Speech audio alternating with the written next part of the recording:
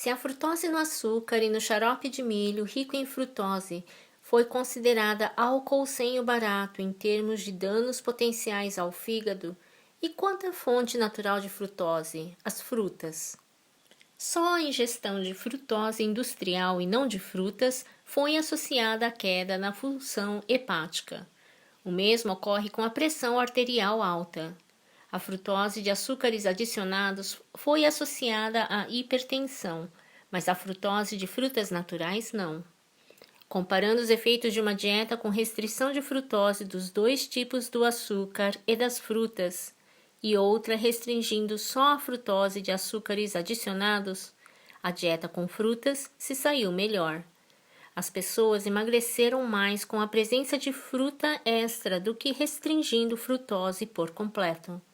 O efeito prejudicial da frutose limitou-se ao da industrial, ou seja, açúcar e xarope de milho rico em frutose, sem evidências de efeito negativo da frutose das frutas. Essa aparente inconsistência talvez se explique pelos efeitos positivos de nutrientes como fibras e antioxidantes das frutas frescas. Bem, vamos ver se é isso mesmo. Se uma pessoa bebe um copo de água com 3 colheres de sopa de açúcar, que é o mesmo que beber uma lata de refrigerante, veja o grande pico de açúcar no sangue ocorrido na primeira meia hora.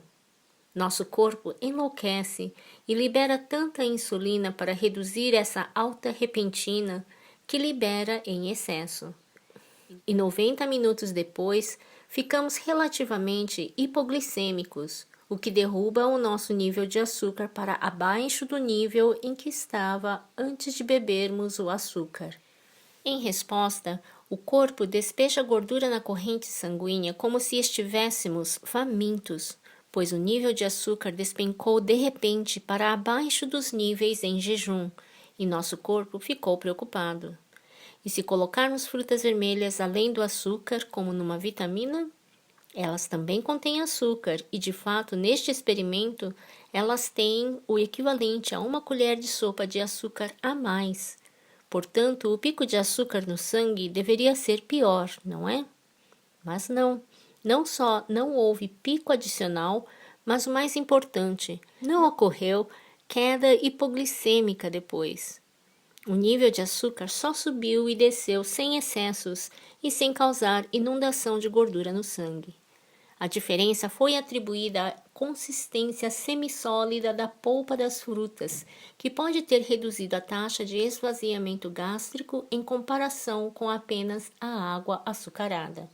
Além disso, a fibra solúvel das frutas vermelhas tem efeito de gelificação nos intestinos, que retarda a liberação do açúcar.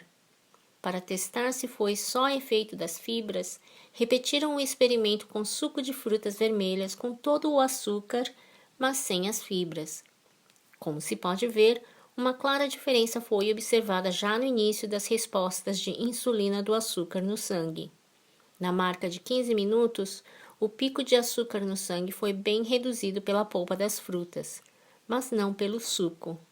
Mas o resto da resposta benéfica, como podemos ver aos 90 minutos, foi quase igual entre o suco e a fruta inteira, sugerindo que a fibra pode ser só parte do motivo. Acontece que há fitonutrientes nas frutas que inibem o transporte de açúcar pela parede intestinal até a corrente sanguínea. Fitonutrientes em alimentos como maçãs e morangos podem bloquear parte da absorção de açúcar pelas células que revestem os intestinos. Assim, frutas vermelhas podem diminuir o pico de insulina de alimentos com alto índice glicêmico. Veja o que o pão branco faz com níveis de insulina 2 horas depois de consumido. Porém, coma esse mesmo pão com frutas vermelhas e você consegue atenuar esse pico.